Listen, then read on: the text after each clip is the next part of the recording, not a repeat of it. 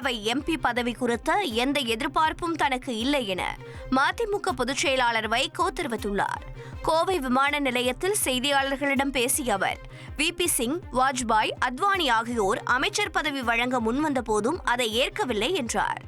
எந்த எதிர்பார்ப்பும் இல்லாதவன் VP சிங் என்னை கேபினெட் மந்திரியாக ஆசைப்பட்டாரா?